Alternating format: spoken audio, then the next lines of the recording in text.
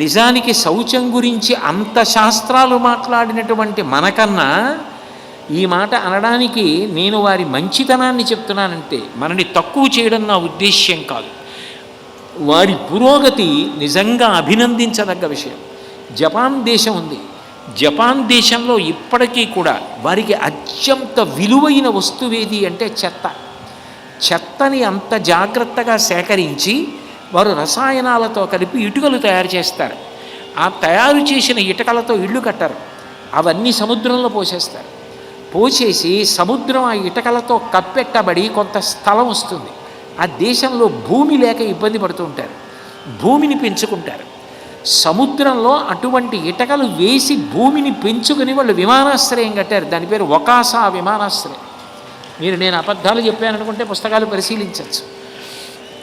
ఒకాసా విమానాశ్రయం జపాన్లో వాడబడినటువంటి వస్తువుల యొక్క శేషం, చెత్తకి రసాయనాలు కలిపి తయారు చేయబడిన ఇటుకలతో సముద్రం యొక్క కొంత ప్రాంతం కప్పెట్టబడి భూమిని పెంచుకుని కట్టబడినటువంటి విమానాశ్రయం. అట్లాగే కెంగో కుమలోనా, ఈ పేరు మీ అందరూ కూడా సుప్రసిద్ధం, వినుంటారు. 2020లో ఒలింపిక్స్ జరిగాయి. కెంగో కుమలోనా అన్న ప్రాంతంలో ఒలింపిక్స్కి పెద్ద స్టేడియం కట్టారు. ఆ స్టేడియం కట్టినటువంటి ప్రాంతం అంతా కూడా నిజానికి అక్కడ ఉన్నటువంటి చెత్తని రసాయనాలతో కలిపి ఇటుకలు తయారు చేసి సముద్రంలో వేసి భూభాగాన్ని పెంచుకుని ఆ ఒలింపిక్ ప్రాంగణాన్ని కట్టి ఒలింపిక్స్ నిర్వహించారు.